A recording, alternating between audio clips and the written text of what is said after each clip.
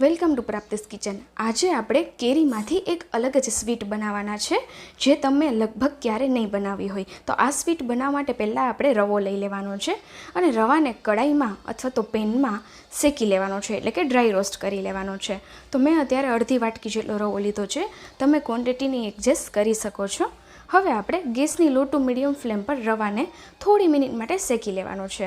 તો આ જ રીતે તમારે સમરની સ્પેશિયલ ડિશિસ જોવી હોય તો પ્રાપ્તિસ કિચનને વિઝિટ કરો, જેમાં તમને અથાણાથી લઈ કોલ્ડ્રિંક્સની અને સાથે જ આઈસ્ક્રીમની અને અલગ અલગ કાઠિયાવાડી ગુજરાતી એવા શાકની રેસિપીઓ મળી રહેશે। તો પ્રાપ્તિસ કિચનને વિઝિટ કરો, જેમાં તમને ડાયટની સાથે સાથે વ્રતની અલગ અલગ અનોખી રેસિપીઓ પણ મળી રહેશે।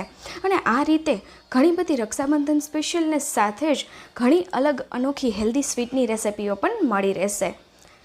તો અહીં ગેસની મીડિયમ ફ્લેમ પર આપણે 2 મિનિટ જેવું રવાને આ રીતે હલાવીને શેકી લેવાનું છે, ડ્રાય રોસ્ટ કરી લેવાનું છે। તો અહીં 2 થી 3 મિનિટ જેટલો સમય થઈ ગયો છે। હવે આપણે આ રવાને એક બોલમાં સાઈડ પર રાખી દઈએ કાઢીને, અને ત્યારબાદ આ જ કડાઈમાં આપણે 1 ચમચી જેટલું ઘી લઈ લેવાનું છે અને ઘીને આપણે મેલ્ટ થવા દઈશું। ઘી મેલ્ટ થઈ જાય ત્યારબાદ આપણે તેમાં ચોપ કરેલા ડ્રાયફ્રૂટ ઉમેરવાના છે। તમે તમારી પસંદના ડ્રાયફ્રૂટ લઈ શકો છો। મેં અત્યારે પિસ્તા, બદામ અને કાજુના ટુકડા કરીને લઈ લીધું છે। તો અહીં બદામ ને પિસ્તા થોડા બ્રાઉન થવા લાગે ત્યારબાદ લાસ્ટમાં આપણે તેમાં કાળી કિસમિસ ઉમેરીશું, એટલે કે કાળી સૂકી દ્રાક્ષ ઉમેરીશું। તો 8 થી 10 જેટલી લીધી છે। આ રીતે દ્રાક્ષને આપણે લાસ્ટમાં ઉમેરી અને થોડી સેકન્ડ્સ માટે ઘીમાં રોસ્ટ કરી લેવાની છે।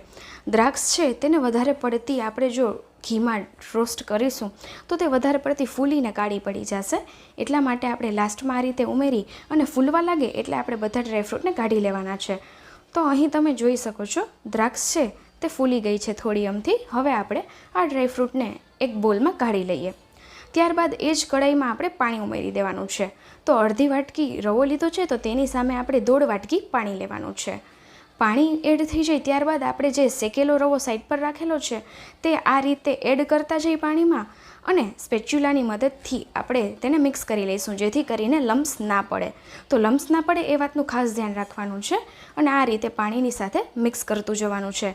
જો રવો વધારે પડતો જાડો હોય તો તમે વધારે પાણી ઉમેરી શકો છો। તો અહીં 1 થી 2 મિનિટમાં રવો અને પાણી એકદમ સારી રીતે મિક્સ થઈ ગયા છે। હવે આપણે તેમાં ખાંડ ઉમેરીશું। તો તમે કેટલો ગળ્યો શીરો ખાવ છો એ પ્રમાણે તમારે ખાંડ ઉમેરવાની છે। હું અત્યારે 4 ચમચી જેટલી ખાંડ ઉમેરું છું અને તેને આપણે આ રીતે મિક્સ કરી લેવાની છે। તો તમે અહીં જ્યારે આપણે પાણી ઉમેર્યું ઘીમાં ત્યારે તમે કેસર પણ ઉમેરી શકો છો। જો તમને હલવામાં કેસર પસંદ હોય તો તમે કેસરના થ્રેડ્સ પણ ઉમેરી શકો છો। મેં અત્યારે એ સ્કીપ કર્યા છે। તો આ રીતે ખાંડને મિક્સ કરી લેવાની છે અને તમે જોઈ શકો છો રવો એકદમ લમ્સ ફ્રી છે। આ રીતે આપણે રવાનું ટેક્સચર છે તેને રાખવાનું છે અને બધું બરાબર મિક્સ કરી લેવાનું છે। બધું બરાબર મિક્સ થઈ જાય ત્યારબાદ અહીં એક મેં પાકી કેરીનો પલ્પ રેડી કરેલો હતો, જેમાં પાણી કે ખાંડ કશું ઉમેર્યા વગર મેં કેરીના ટુકડા કરીને તેનો પલ્પ રેડી કરી લીધો છે મિક્સર જારમાં, અને તે બધો પલ્પ ઉમેરીને રવાની સાથે મિક્સ કરી લેવાનું છે। આ રીતે એટલી સરસ સ્મેલ આવશે ને કે ખાવાનું મન થઈ જશે। અને એકવાર અત્યારે કેરીની સિઝનમાં આ રેસિપી ચોક્કસથી ટ્રાય કરજો। ત્યારબાદ આપણે તેમાં ડ્રાયફ્રૂટ્સ અને સાથે જ 1 ચમચી જેટલું ઘી ઉમેરીને ફરી બધું મિક્સ કરી લેવાનું છે। જો તમને આ રેસિપી પસંદ આવે તો ફ્રેન્ડ્સ એન્ડ ફેમિલીમાં શેર ચોક્કસથી કરજો। સાથે જ મને કમેન્ટ સેક્શનમાં જણાવજો કે આ કેરીની અનોખી સ્વીટની રેસિપી તમને કેવી લાગી, અને આવી બીજી રેસિપીઓ માટે મારી ચેનલને વિઝિટ કરો। તો અહીં આપણે લમ્સ ફ્રી એવો આ શીરો બનાવવાનો છે। તો ફટાફટ બધું એકદમ સરસ મિક્સ કરીને પરફેક્ટ કન્સિસ્ટન્સીની સાથે આપણે પાકી કેરીનો આ શીરો છે તે બનાવીને રેડી કરવાનો છે। તો જોઈ શકો છો એકદમ સરસ આપણો શીરો છે તે બનીને રેડી થઈ ગયો છે। મેં આને મેંગો કેસરી નામ આપ્યું છે। કેરી સૌ કોઈને પસંદ હોય છે, પણ હવે કેરી આવશે તો આ રેસિપી માટે સ્પેશિયલ ઘરમાં કેરી આવશે, એટલી સરસ બનીને રેડી થાય છે।